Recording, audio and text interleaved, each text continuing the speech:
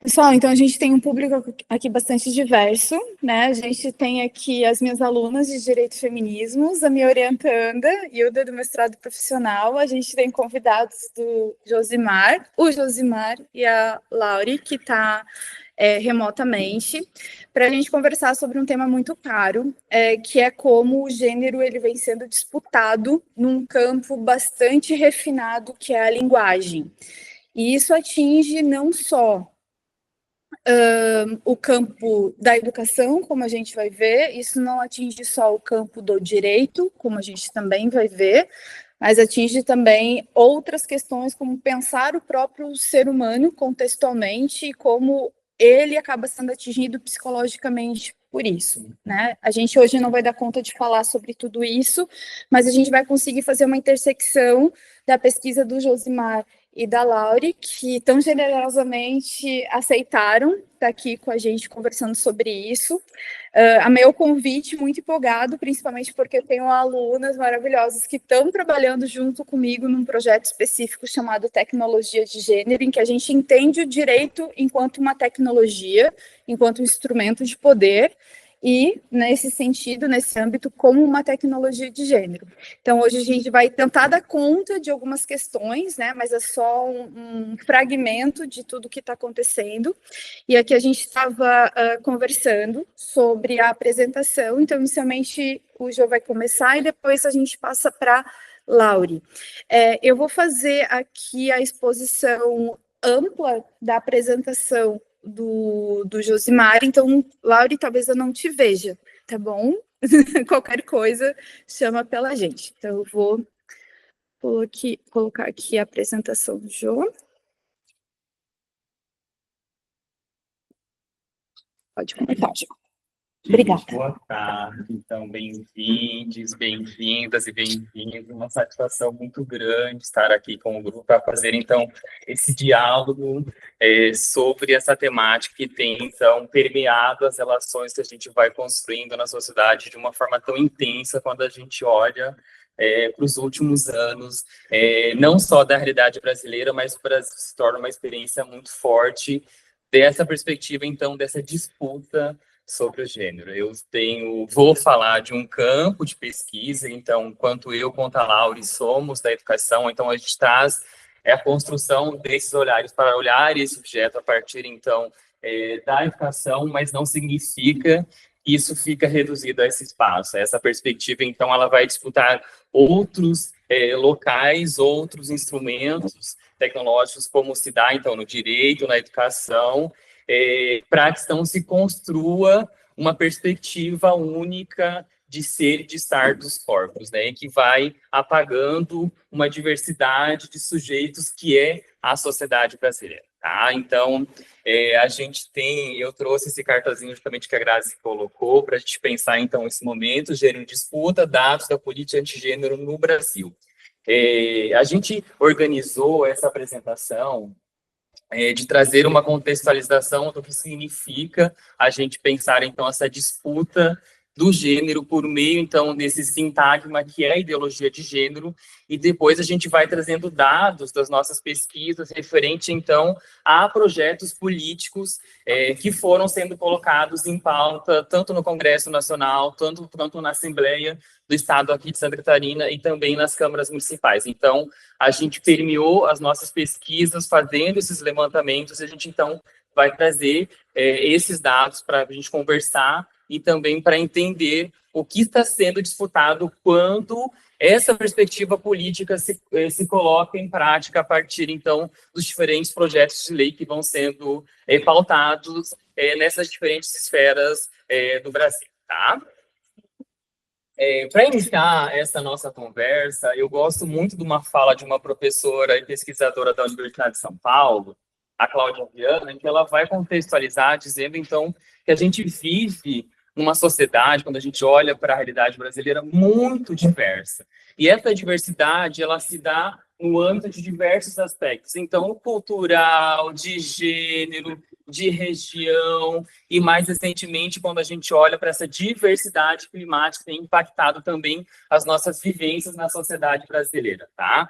Mas dessas diversidades, elas não contam só dessas diferentes experiências que a gente tem e convive na sociedade brasileira, mas também nos contam de uma produção de desigualdade muito forte na sociedade brasileira. Então, esses marcadores sobre esses corpos, eles se tornam, então, uma perspectiva de desigualdade referente, então, a esses corpos a partir das experiências que eles vão tendo na sociedade brasileira. E a partir dessas experiências e desses marcadores corporais, elas podem ser ou portas abertas, como a professora Cláudia Viana trabalha, ou pode ser muros a partir, então, da experiência corporal que cada sujeito vai ter na sociedade brasileira, tá?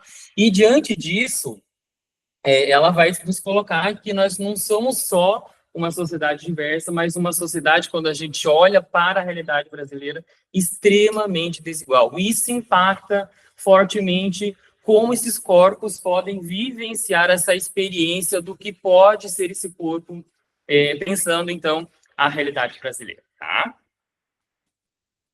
E essa perspectiva, então, de diversidade e de certa desigualdade que é produzida, ela não é algo que é recente. Então, desde esse período da colonização brasileira, a gente já vem construindo essas hierarquias corporais, ou que experiências são passíveis de serem vividas e que experiências que não são passíveis de serem vividas e terem os seus direitos assegurados também por meio do Estado. Então, olha quando a gente vê essa figura do período da colonização brasileira, enquanto isso, então, vai mostrando essa hierarquia da sociedade brasileira. Então, uma hierarquia que é branca, patriarcal, de gênero, e também nessa perspectiva colonizadora. Então, a gente vê esse sujeito homem branco, que vai tendo todas as suas relações, e lá, por fim, a gente tem outros grupos de pessoas e que vão demonstrando o quanto, historicamente, essa desigualdade ela foi sendo construída na sociedade brasileira, e também, principalmente, quando a gente olha para esse aspecto do gênero. E provavelmente a Grazi, aqui na disciplina, tem conversado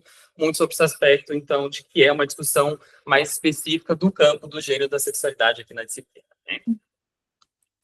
E para a gente olhar, então, para essa diversidade de gênero da sociedade brasileira, a gente traz umas discussões importantes para a gente olhar no campo do gênero, que é essa perspectiva, então, do natural e do cultural, né? Então, esses discursos, eles estão sempre disputando as percepções, as compreensões que a gente tem sobre o gênero na sociedade brasileira, mas não só aqui. Quando a gente olha para essa perspectiva do natural, de como algo dado do gênero, a gente vê, então, esse discurso religioso permeando e constantemente construindo formas de a gente olhar para esse gênero como algo que é dado, como é algo que é dado por um ser divino, mas não só por esse aspecto religioso, mas também por um aspecto das ciências biomédicas. Então, as ciências biomédicas, a biologia, as medicinas, elas produzem compreensões sobre esses corpos como algo natural também,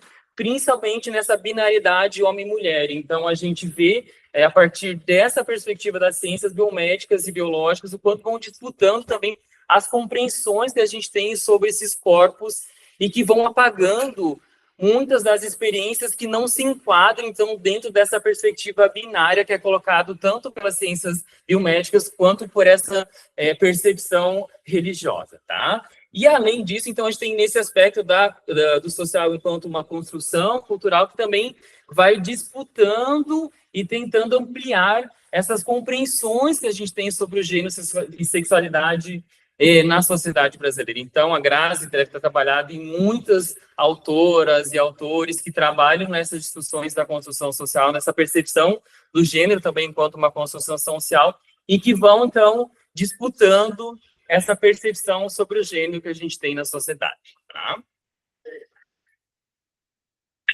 E quando a gente olha, então, para essa disputa sobre o gênero, tem, então, esse sintagma da ideologia de gênero, e é que a gente vai tratar especificamente nesse momento para entender, então, como é que se constrói esse sintagma da ideologia de gênero, de onde ele surge, por que surge essa perspectiva e quais são os reflexos que ele tem quando a gente olha, então, para a realidade do Brasil, e aqui, especificamente, nesse debate, a gente vai fazer das políticas públicas brasileiras que vão, então, permear o campo da educação, o campo da saúde, o campo, então, da própria educação física, que é a minha área de formação inicial, também tem várias disputas nesse sentido.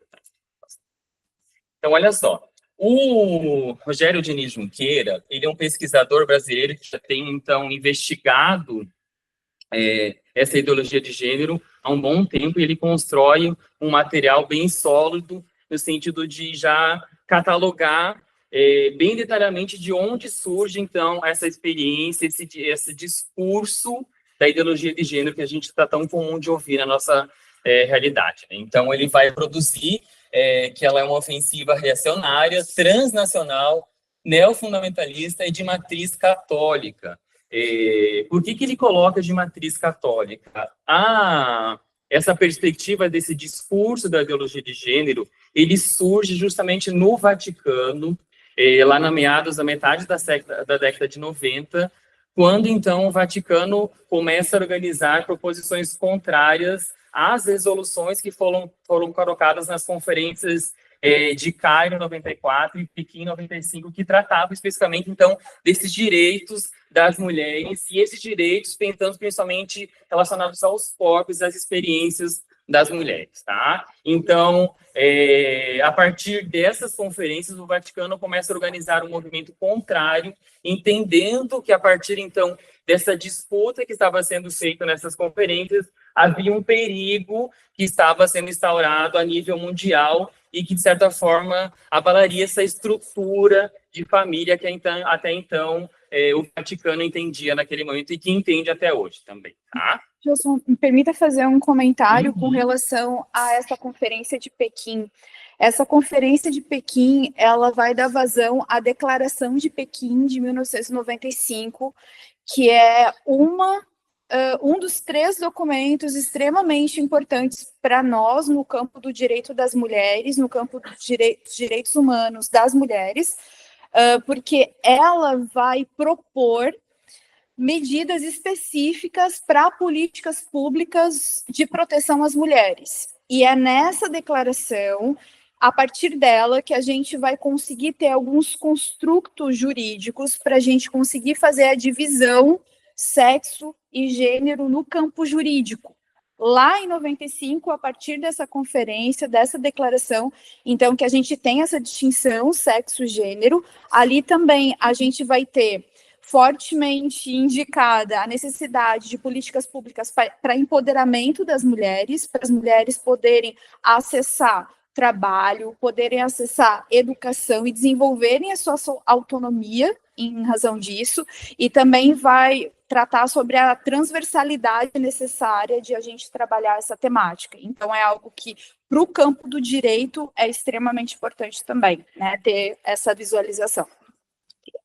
Então, a partir dessa primeira experiência, então, que foi organizada pelo Vaticano, a gente, então, vai olhar como se vai se construindo essa ofensiva dentro do Vaticano e depois se espalha para todo o universo global e que também vai chegar na realidade brasileira. Tá? Então, a Igreja Católica ela vai passar também por umas experiências de mudança a partir, então, da década de 80, onde eles vão produzir uma nova teologia, ou seja, uma compreensão do que a Igreja Católica vai entender enquanto ser humano. Então, a partir dessa teologia, a gente quer produzir seres humanos nesse entendimento aqui, tá? Então, nessa nova teologia que é produzida pelo Vaticano na década de 80, se coloca, então, essa perspectiva central de uma família heterossexual, e quando a gente olha para esses aspectos da sexualidade, pensando principalmente essa família com fins reprodutivos, tá? E são esses elementos que vão dar base para a construção desses discursos da ideologia de gênero que vai ser organizada posteriormente, então, pelo Vaticano, ali no começo dos anos 2000, tá? E pode passar para mim, então, por gentileza.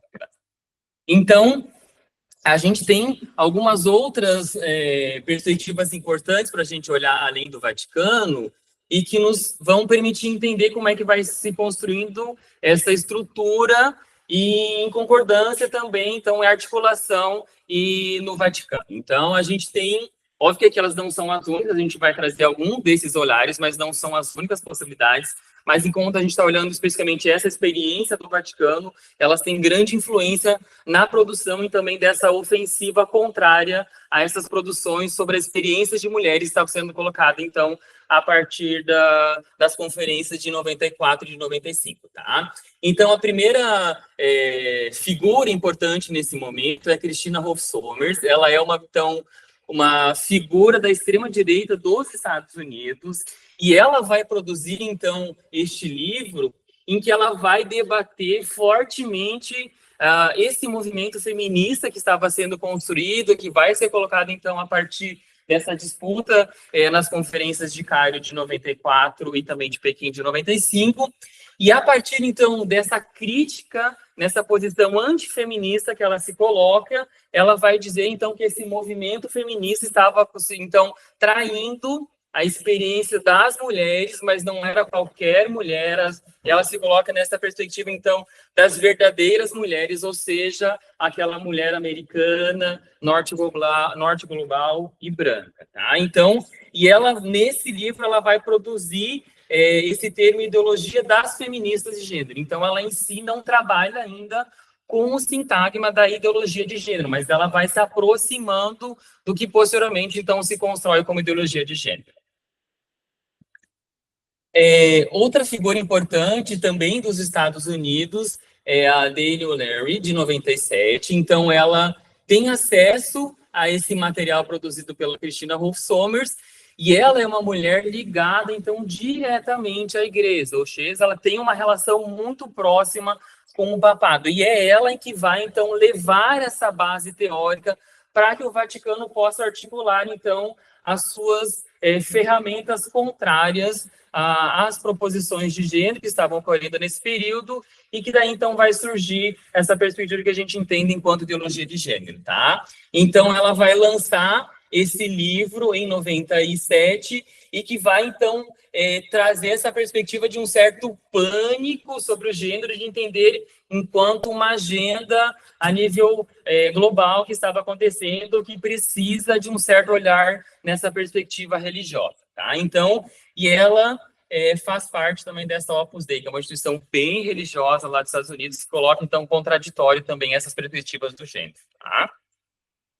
A gente vai ter também o Michael Schoyens, que ele é um teólogo, pesquisador, então, dessas áreas religiosas, e é ele, então, que vai ter a primeira inscrição em um livro desse termo que a gente entende, ideologia do gênero na atualidade. Então, essa produção dele, ele faz toda uma discussão contrária às perspectivas que vinham sendo tomadas pela ONU, ou seja, nesse livro ele faz uma certa denúncia em relação aos caminhos que a ONU vem sendo tomado, e dentro dessas denúncias ele descreve, então, essa suposta ideologia de gênero, tá? E aí a gente vai ter esse padre peruano, Oscar Revoredo, que ele vai produzir um artigo, Ideologia de Gênero, seus perigos e alcance. Então, ele é um padre aqui da América Latina que produz esse artigo. Então, ele coloca na primeira vez esse termo ideologia de gênero em um texto religioso, tá? Então, até então, a gente tinha um documento que não era especificamente relacionado à religião, mas que fazia essas discussões a partir desse olhar religioso, e esse padre, então, vai escrever esse artigo nessa perspectiva, então, de um texto religioso oficial, pensando, então, a realidade peruana. E a Dale O'Leary, que a gente viu anteriormente, ela toma conhecimento, então, desse artigo produzido por esse padre peruano e leva ela, então, presencialmente esse artigo para que o Papa, naquele período, então, fizesse a leitura e tomasse devidas proposições em relação ao que estava sendo organizado nessa perspectiva do que eles acreditam enquanto uma ideologia de gênero, tá? Então, a gente tem, a partir disso, se dá a organização, então, da ofensiva antigênero por meio do Vaticano nessa perspectiva, então, da ideologia de gênero. E aí, quando a gente olha para as conferências, então, de Cairo e de Pequim, logo na sequência, o papado naquele período escreve uma carta às mulheres, não, justamente estava preocupado com o que estava sendo colocado em prática a partir, então, dessas conferências. E a partir, então, desse artigo, o Vaticano ele vai escrever o léxico. O léxico é como se fosse um dicionário específico do campo da religião do Vaticano para que pensar, então, em conceitos da atualidade que precisa, então, a igreja estar atento a esses conceitos que está sendo produzido. Então, nesse léxico é colocada a primeira vez também a palavra ideologia de gênero, se não me engano, em 2002 ou 2003. E aí, nesse período, a gente tem o Papa João Paulo II, né? Então, ele vai ficar por um tempo propondo discursos que vão atacar as mulheres, vão atacar o gênero nessa perspectiva mais ampla das experiências de mulheres que estava sendo disputada pelos movimentos feministas, mas em si não há uma iniciativa dessa ofensiva antigênero se colocar em prática. Ela estava acontecendo por um período só no âmbito do discurso, isso também tem os seus impactos, mas em si não estava sendo organizado na prática uma ofensiva ante ao gênero que estava sendo disputado naquele momento, tá? E aí a gente pode passar para mim, gentileza. E aí a gente vai ter, então, em 2012, o Papa Joseph Ratzinger, que ele vai fazer, então, um ataque fortemente ao feminismo, e a partir, então, desse discurso que ele faz em uma sala específica que tem no Vaticano, é que se organiza esse movimento da ofensiva antigênero na prática. Assim, então, a gente passou um período que foi sendo construído por meio de discurso, então, quando esse Papa faz esse discurso mais incisivo sobre essa perspectiva de gênero que estava sendo apresentado, então, pelos movimentos feministas, mas não só, né, mas principalmente pelo movimento de mulheres, então ele vai dar esse sinal verde para a organização da ofensiva antigênero na prática. E ela toma uma proposição de se espalhar, e a Butler, ela lançou ano passado um livro, Quem Tem Medo do Gênero, onde que ela, então, cataloga que esse discurso, essas ações, essa prática da ideologia de gênero, dessa ofensiva antigênero, ela permeou por mais de 60 países. Inclusive, então, a gente vê que o Brasil, ele é uma das experiências bem exitosas, assim, podemos colocar nessa perspectiva da ideologia de gênero, tá? E aí as estratégias de discursos que eles estão utilizando para que, então, esse discurso possa ocorrer e se espalhar por todo o campo dessa perspectiva religiosa. Então, eles visam uma renaturalização da ideia de homem, de mulher e de família.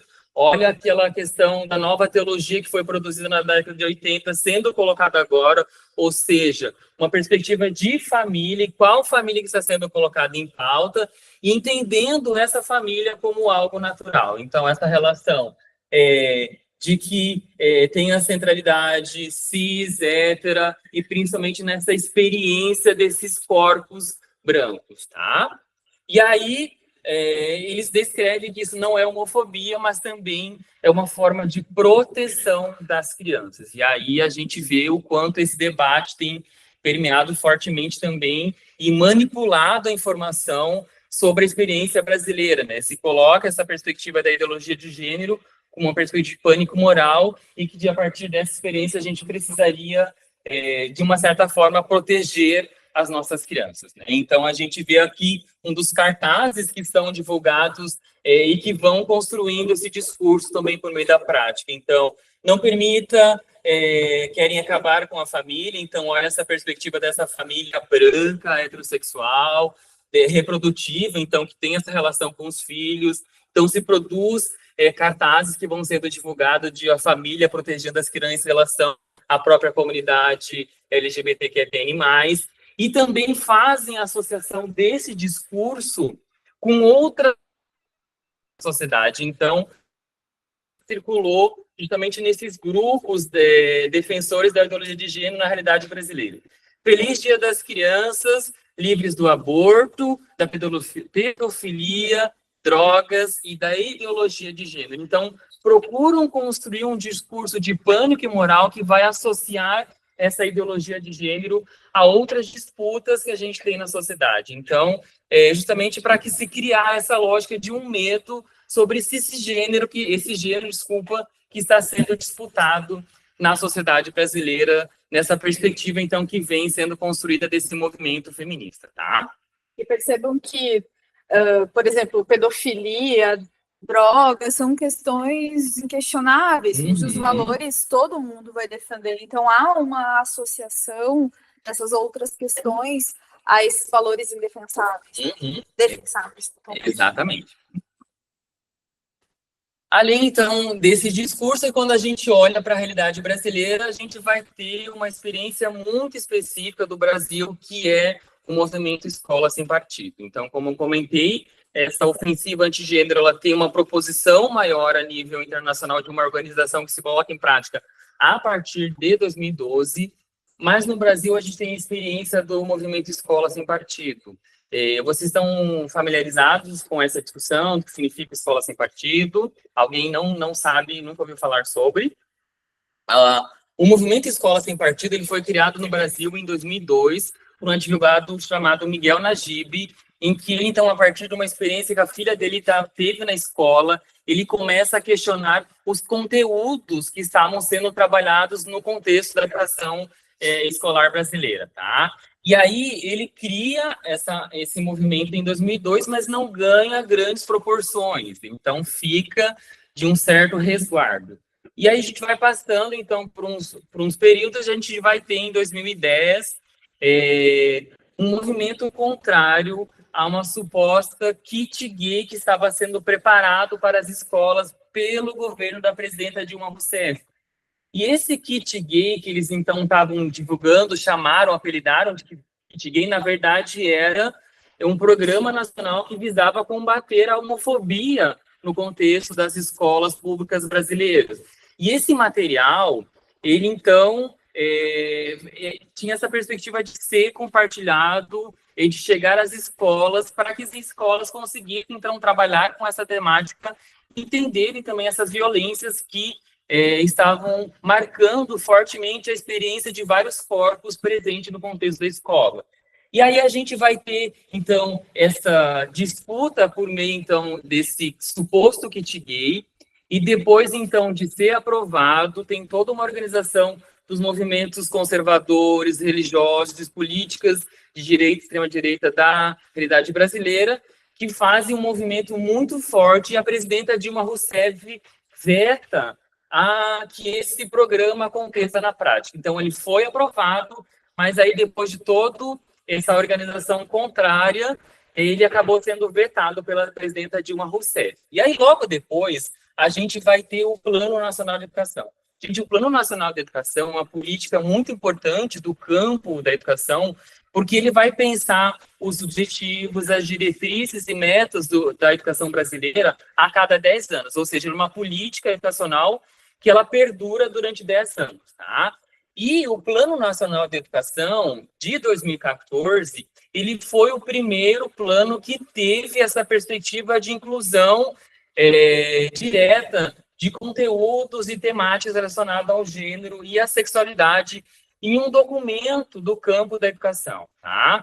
E aí, esse movimento que já tinha conseguido barrar o programa Escola Sem Homofobia, vai organizar um movimento para que todo esse conceito de gênero e sexualidade que estava presente, então, nesse documento da Política Nacional de Educação, fosse vetado também neste documento, tá? Então, eles fazem todo o movimento lá no Congresso, e essa perspectiva do gênero e sexualidade, ela é esvaziada na sua versão final, tá? Então, esse movimento conseguiu disputar também que o gênero e sexualidade fosse retirado da sua perspectiva mais profunda e direcionada do campo da educação, quando a gente olha, então, para o PNE de 2014.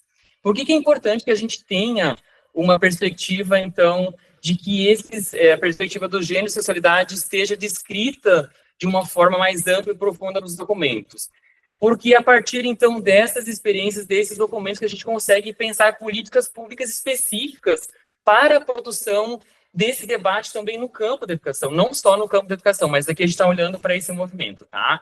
E aí eles conseguiram retirar esse aprofundamento e ficou uma perspectiva de olhar, então, nessa relação da diversidade e também dos direitos humanos. E aí esse debate se dá em 2014, e aí ele vai permear também as câmaras estaduais e as câmaras municipais de educação, porque quando se aprova o Plano Nacional de Educação, os estados e os municípios também precisam organizar os seus planos de educação para os próximos 10 anos. Então, esse movimento sai do nível nacional e passa, então, a permear as discussões no campo estadual e também no campo municipal, tá?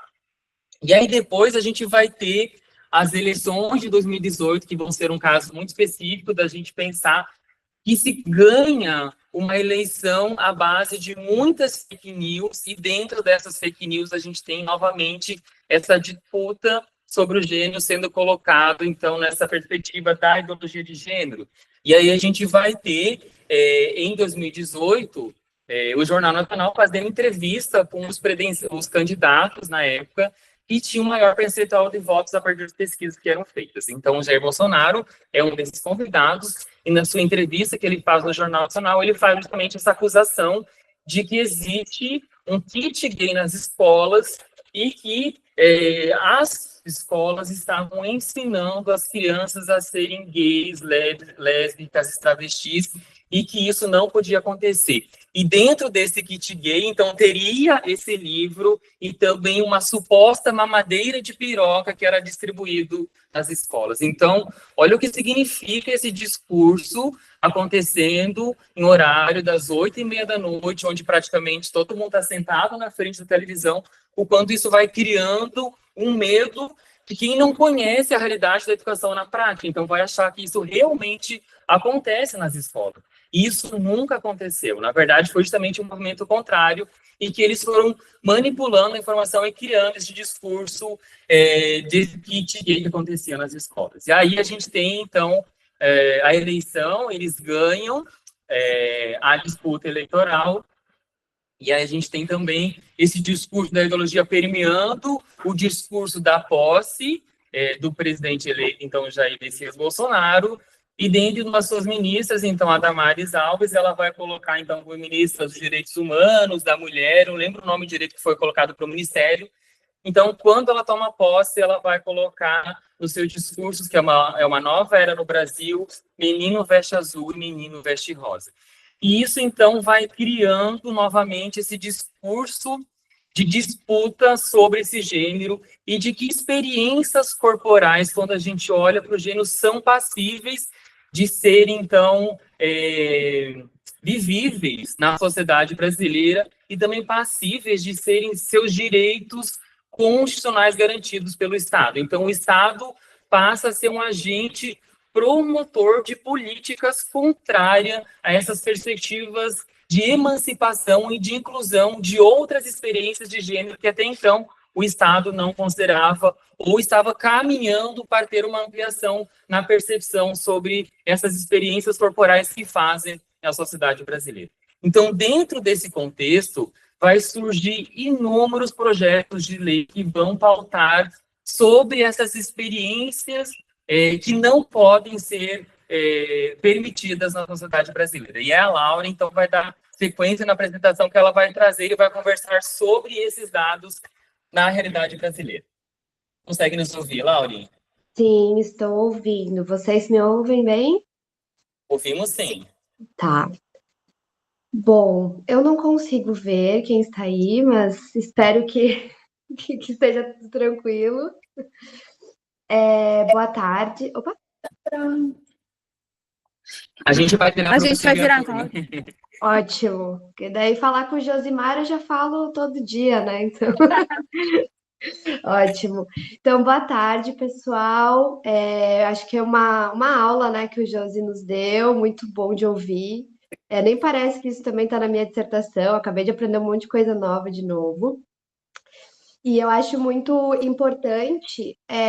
Só antes de eu continuar, Grazi, eu queria saber se teria como eu ver aqui também a apresentação, para eu não me perder, mas se não, eu abro aqui separado.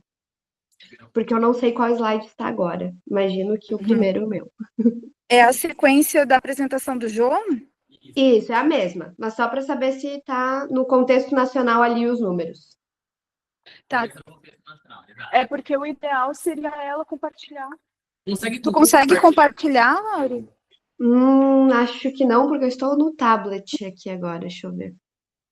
Mas assim, se tá na mesma sequência, eu peço para ir passando o slide, pode ser?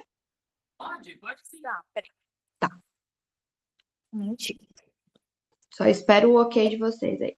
Uhum.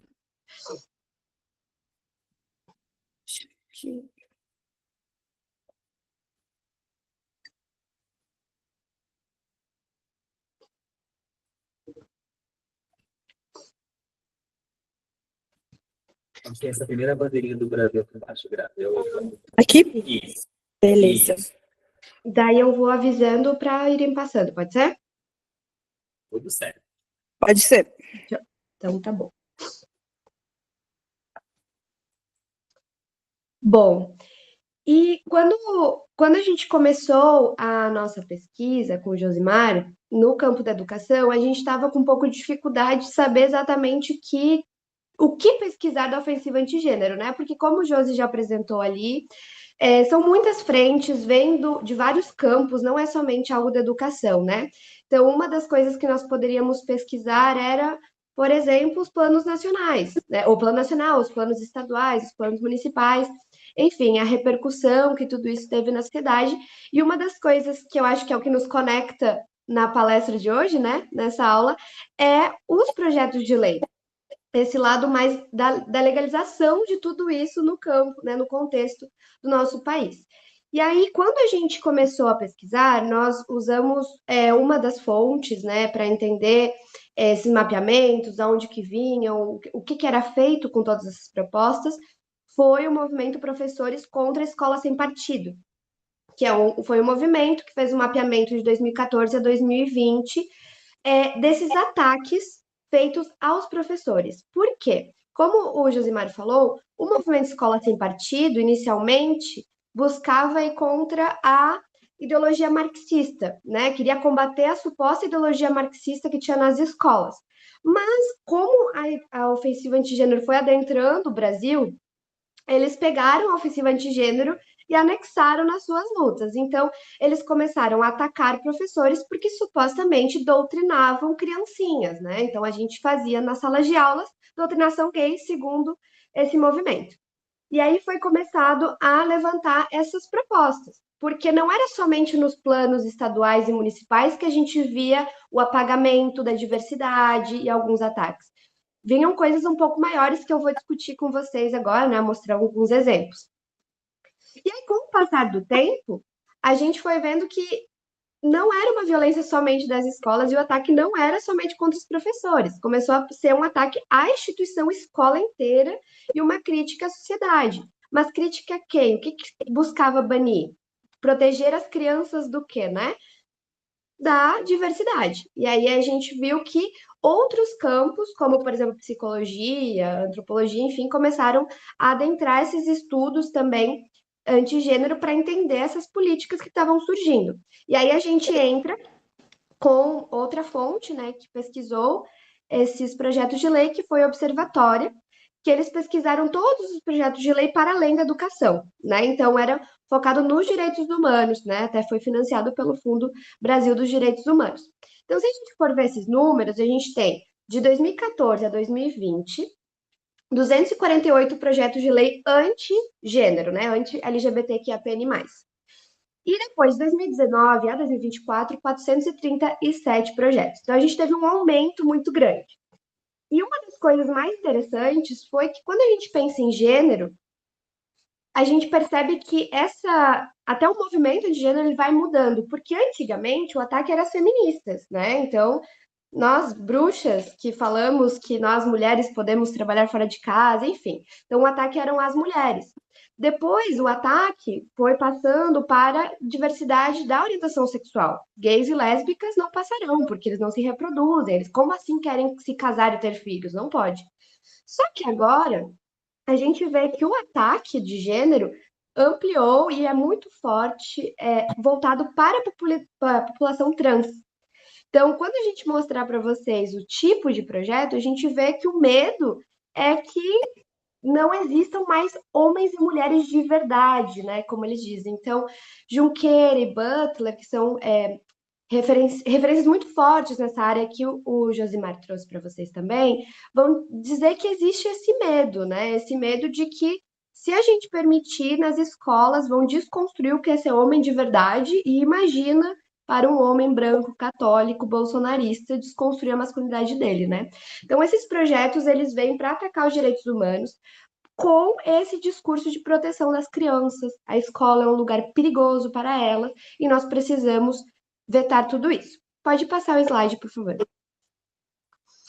Então, na Câmara de Deputados, de 2019 a 2024, teve 109 projetos de lei antigênero. É importante destacar que o contrário, que seriam os projetos pró-gênero, eles não formam parte de um movimento unificado, então a gente tem movimentos feministas que buscam coisas significativas, né? Eu chamo de coisas porque são vários tipos de tentativa, não só projetos de lei, para conseguir melhorias em políticas públicas, melhorias na saúde, enfim, movimentos de gênero, LGBT. Os que são pró-gênero, digamos assim, são muito fracos. Então, a gente vê, às vezes, políticas do dia do combate à violência, mas não tem uma pauta muito elaborada. Agora, quando a gente vê esses projetos, a gente vê uma estrutura impecável. A gente vê uma estratégia impecável de como transformar todo esse movimento contra a diversidade numa proposta muito chamativa, que quando nós lemos, e aí entra a nossa pesquisa, quando eu li alguns projetos, eu falo, mas não está tão fora. Até como a Grazi falou antes, são pautas que toda a sociedade quer. Por exemplo, evitar a erotização infantil, né? Então, quando a gente lê os projetos, eles são muito convidativos a gente até concordar com eles. Mas por trás, a gente vê essa ofensiva antigênero, esse ataque aos direitos humanos e toda uma estratégia de marketing que é marketing mesmo, né? Nem é política, que faz a gente acreditar que é necessário porque as crianças de fato estão em perigo. Pode passar o próximo slide. Aqui a gente tem uma lista, né, desses projetos por temas. E esses são os principais, tá? Que a gente, no caso Josimar e eu, consideramos antigênero dentro das nossas análises, da nossa pesquisa, a minha de mestrado e a dele de doutorado. Um dos temas principais é a linguagem neutra, né? Então, todo tipo de proposta que busca barrar a linguagem neutra em instituições, escolas, documentos públicos. Isso no Brasil inteiro é a pauta do momento. A gente vê nas redes sociais dos políticos, né, dos deputados, muito falando sobre a linguagem neutra e falando que não é homofobia, não é transfobia, é uma questão de dificuldade para as pessoas com algum tipo de deficiência, com alguma dificuldade na hora de escrever ou de ler.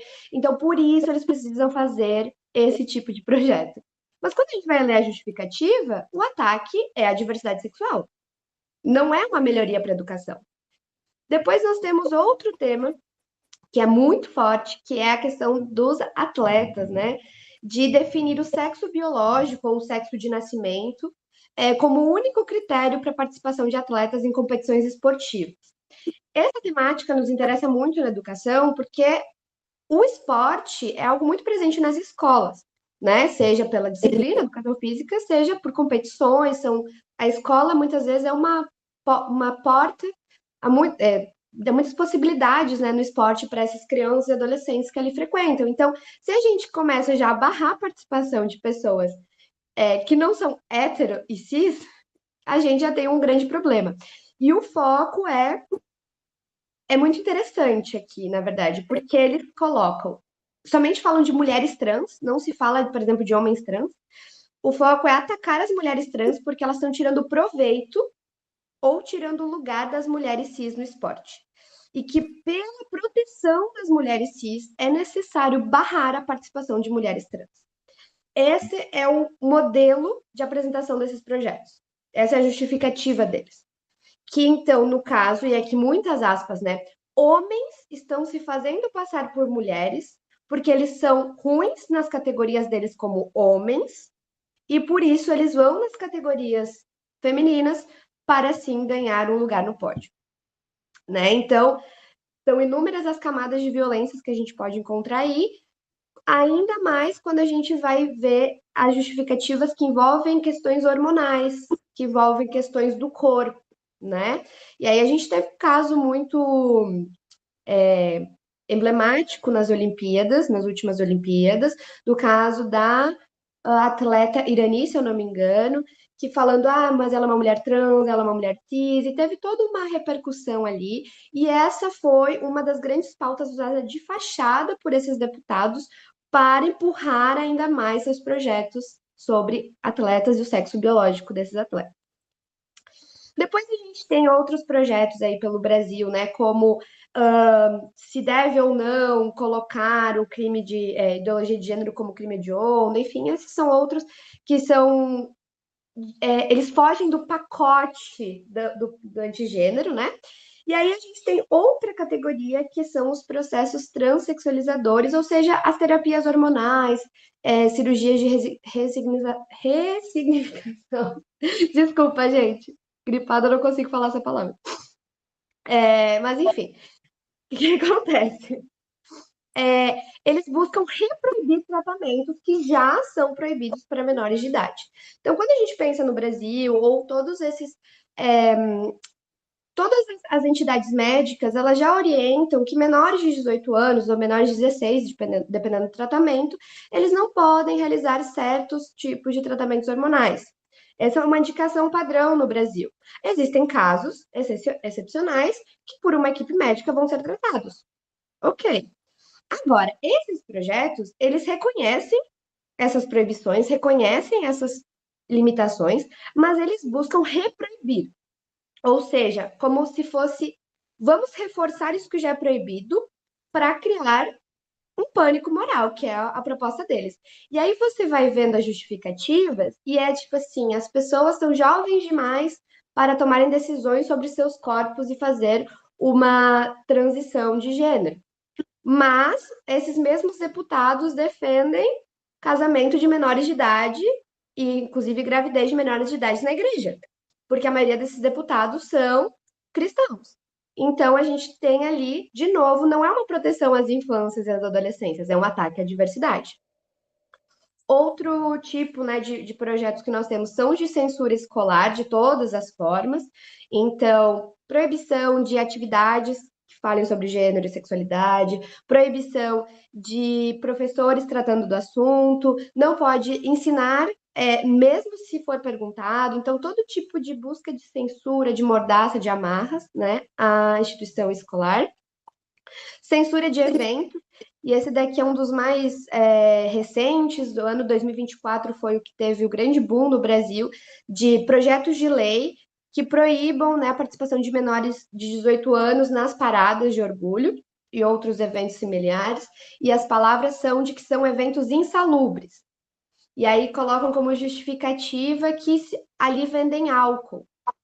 Bom, mas o carnaval também vende álcool. O bar da esquina que o pai leva a criança, porque ele não cuida da criança em casa, leva para o bar aos 8 anos, também vende álcool. E não é por isso que a gente está criando um projeto de lei com esse teor de violência contra a diversidade, né? Então, as justificativas são sempre muito incoerentes, muito ambíguas.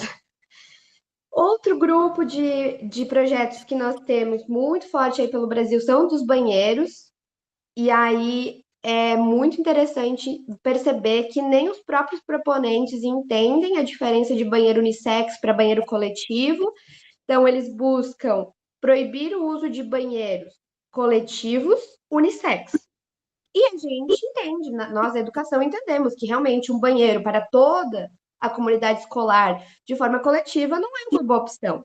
Mas aí eles falam que tem que ser banheiro para homem, banheiro para mulher, individual, e não importa se a escola tem recursos ou não, né? E aí começa ataques às escolas que são menores, que têm menos banheiros.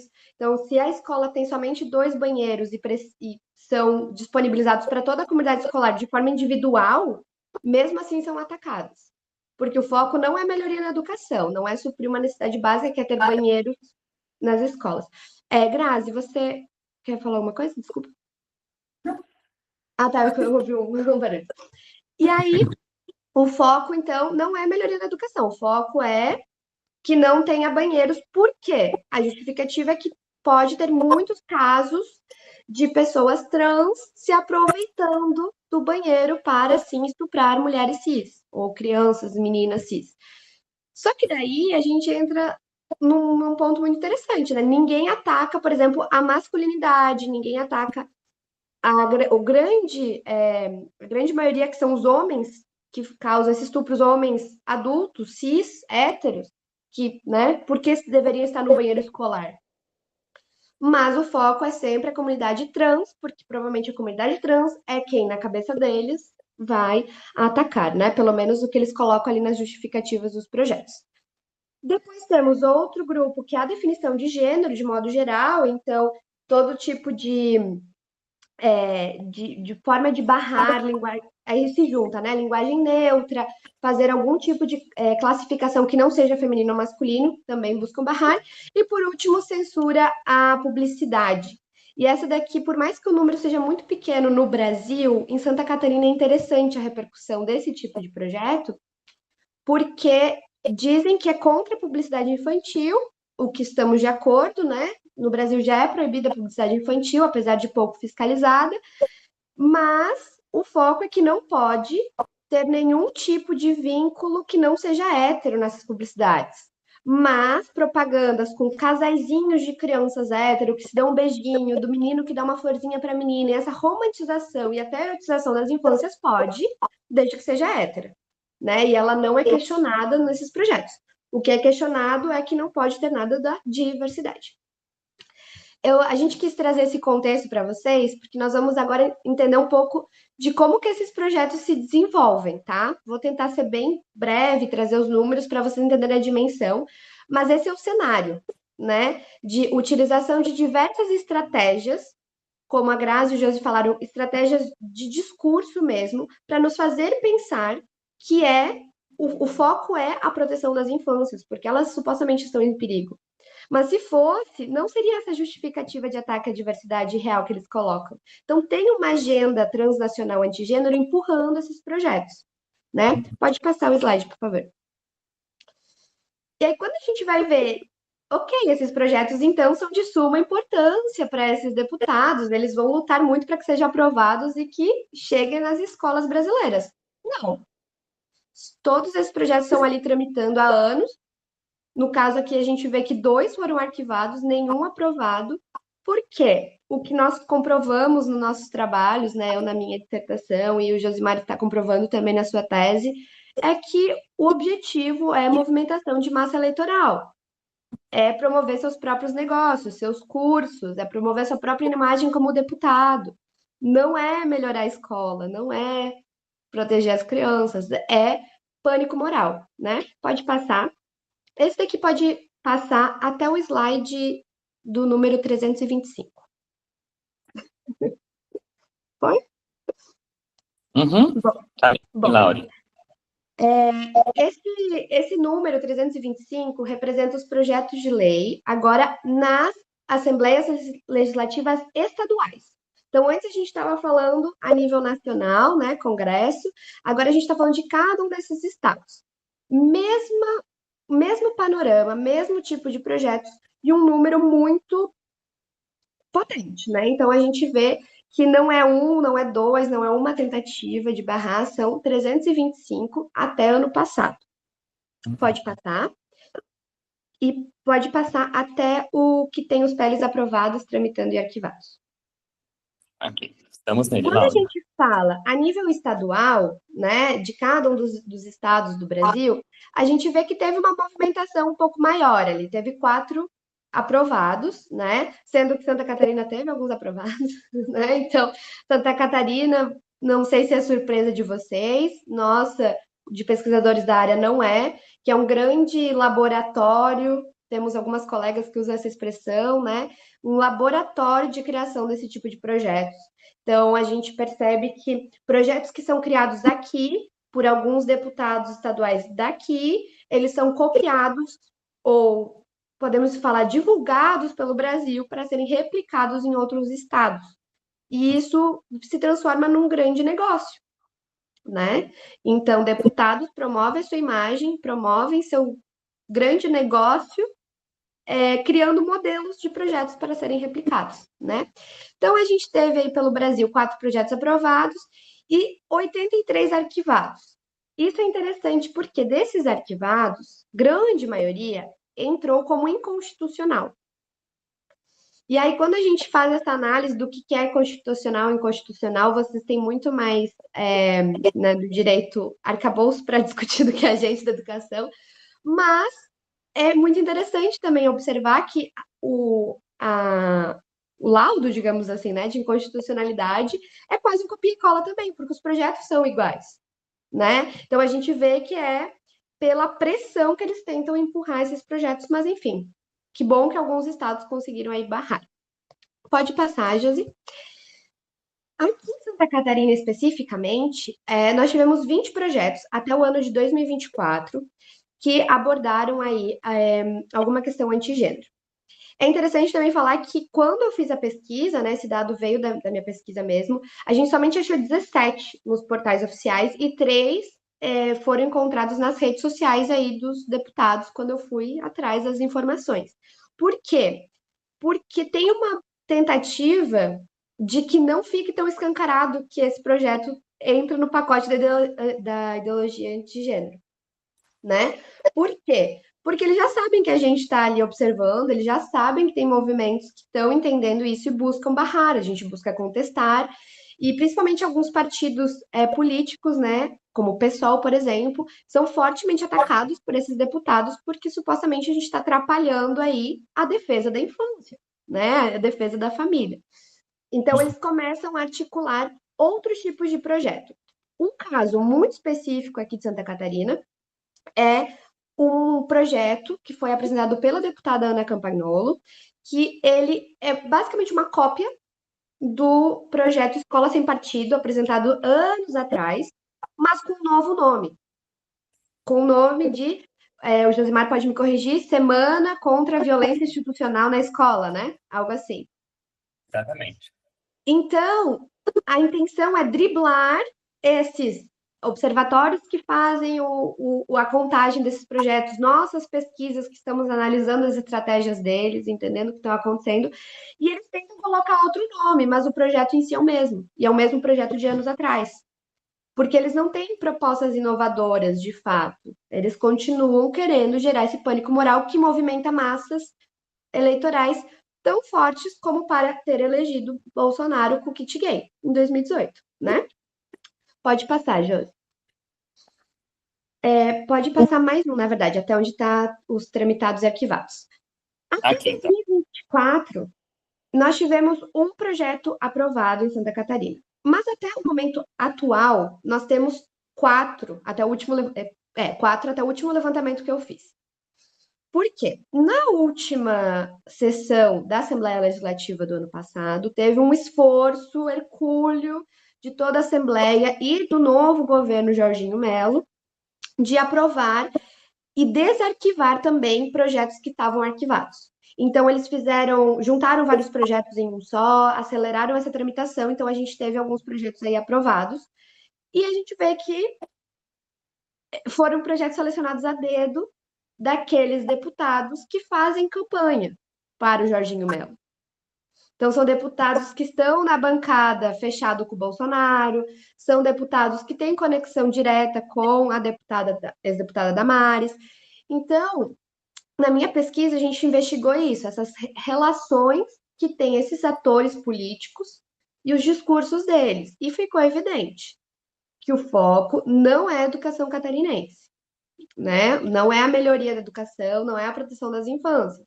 É a autopromoção desses deputados, é a movimentação de pânico moral e conseguir aí que Santa Catarina continue sendo esse laboratório, né? Pode passar, Josi. Vou tentar fechar, estamos quase acabando. No contexto municipal, na tese de Josimar, está sendo trabalhado com 73 projetos de lei, né, nas câmaras de vereadores de todo o estado de Santa Catarina. É um número grande, tendo em vista que Santa Catarina é um estado pequeno, mas com um potencial enorme de destruição quando a gente fala sobre né, a ofensiva antigênero. Por quê? Porque aqui não somente ficam repetindo projetos entre as câmeras, mas também ficam criando coisas novas para distribuir aí pelo país. Josi, eu vou só fazer um apanhado geral e depois você pode voltar e aprofundar aqui, que eu acho que você vai falar melhor que eu. Os tipos de projetos continuam iguais, então as mesmas temáticas, né? E quando a gente vai ver aprovados, arquivados e que estão tramitando, os números mudam um pouco. Então a gente vê que é bem preocupante que nas câmaras municipais esses projetos estão sendo aprovados, eles estão se movimentando com mais velocidade, então eles podem e chegam às escolas com mais agilidade. Mas como que eles chegam? Quem que fiscaliza, né? E será que chega o projeto ou chega todo esse pânico moral que está movimentando ali? Os professores com medo de falar, as crianças fazendo bullying, as famílias pressionando a escola, a evasão escolar crescendo, porque, nossa, como é que eu vou ir para a escola sendo gay, sendo uma pessoa trans, se eu não posso nem sequer fazer esportes, né? Então a gente vê que no âmbito municipal, a situação é um pouco mais preocupante na questão dessa agilidade que a gente vê. Porque diferente do nível nacional, do nível estadual, onde tem uma manipulação mais de espetáculo, eles querem mais mostrar um espetáculo para a sociedade, aqui a gente vê que isso se materializa, né, um pouco mais. E as violências, que por si só já vêm dessa repercussão, se intensificam quando tem um projeto que proíbe que professores abordem essas temáticas, que proíbe que o menino trans participe da equipe masculina, que proíbe que as escolas tenham banheiros e ponto, né? Que ficam colocando aí diversas travas para nossa existência, para o nosso silenciamento, para nossa privação de direitos dentro das escolas e não somente nas escolas, né? No nível social de modo geral. E aí passo a palavra para o Josi finalizar e aí podemos abrir, pode ser? Para quem tiver dúvidas, porque acho que eu falei bastante já. Gente, então, para finalizar, o Rogério Diniz Junqueira, que eu apresentei um pouquinho, faz todo esse detalhamento de onde surge, então, a ideologia de gênero, ele vai nos questionar se a ideologia de gênero existe ou não. Ele coloca essa posição de que existe, sim, mas justamente nessa perspectiva de uma invenção retórica, uma categoria de mobilização política em favor de um projeto de poder reacionário, discriminatório, antifeminista, antilaico e antidemocrático. E quando a gente olha especificamente para o objeto das políticas públicas, que é o nosso foco nas pesquisas, tanto de mercado quanto doutorado, essa mobilização política, ela se torna, então, esse mecanismo de uma alavanca eleitoral, ou seja, à medida que um candidato esteja se utilizando do discurso, ele tem uma visibilidade muito grande, então a proporção de ele conseguir acessar esse cargo se torna maior justamente porque quem se utiliza desse discurso tem esse mecanismo de visibilidade de capital eleitoral. Tá? Então, a gente viu que grande parte desses projetos não são aprovados, mas existem essas outras estratégias de disputa de quem são esses representantes da sociedade no Congresso e nas câmaras estaduais e municipais. Tá? Também se torna um empreendimento lucrativo para esses sujeitos políticos porque eles vão produzindo, e Santa Catarina é justamente um laboratório de produção desses textos que vão sendo reproduzidos em outros locais. E aí a gente tem, a Laura investiga muito bem isso na dissertação dela, o caso de uma deputada aqui que inclusive produz vídeos para as redes sociais, para a internet e vende com essa perspectiva de ideologia de gênero, nessa perspectiva antifeminista, e tem uma rentabilidade lucrativa muito grande também nesses espaços do online, então não só no campo da política, nas câmaras estaduais, mas também nesse espaço online se torna, então, uma perspectiva de utilidade desse discurso para também, então, ter um ganho financeiro com essa perspectiva sendo disputada, tá? E, por fim, a gente tem essa perspectiva, então, enquanto uma bandeira política. A gente viu diversos projetos sendo declarados inconstitucionais por meio da justiça, então isso faz com que esses projetos acabem não avançando e sendo aprovados em grande suas maiorias, então o projeto em si não chega na escola, ele não é aprovado, não chega no outro passo, eles são declarados inconstitucionais, mas então, criam essa perspectiva desse pânico moral que vai, então, permeando uma lógica de que a gente não pode falar sobre gênero nas escolas, ou até mesmo essa lógica de disputa de que corpos que podem ser passíveis de direitos ou não na sociedade brasileira, tá? E, então, se utilizam, mesmo que esteja sendo declarado inconstitucional, se utilizam desse discurso porque se tornou uma bandeira dos partidos que vão sendo utilizados enquanto que colocam naqueles projetos de quando eles vão disputar as candidaturas, tá? A gente traz aqui, então, esses dados pensando mais especificamente a mobilização política, mas a gente sabe o impacto que tem essa perspectiva de discurso se materializa muito forte em violências que são perpetradas a essas populações tão marginalizadas que a gente tem na sociedade. E quando a gente olha especificamente, então, para essas mudanças de que grupos que eles estão atacando, então a gente vê essa perspectiva na realidade brasileira de iniciar pela educação, então a gente vai tendo um movimento de resistência na educação, e hoje esse movimento disputa os direitos da população trans. Então a gente sabe que na realidade brasileira é justamente um grupo que é mais violentado e morto na sociedade, quando a gente olha, então, e esse tipo de discurso vão colocando essa lógica de que essas pessoas não são passíveis de viver, então, os seus corpos são passíveis de serem violentados, e as violências que esses corpos sofrem, desculpas, são as mais errôneas e as mais diversas, desculpa, e com um grau de crueldade muito forte, né? Então, a gente sabe que esse impacto, por mais que não sejam aprovados esses projetos de lei, na prática, eles trazem resultados e trazem justamente essa negação e de uma violência extremamente forte de quem é e vive a experiência de ser uma pessoa, um corpo divergente do que se coloca dentro desse padrão esperado por esse, tá? Então, a gente agora abre para o diálogo, tem muita coisa para a gente poder conversar, né? Obrigado, gente. Obrigada, pessoal, também. Obrigado, gente.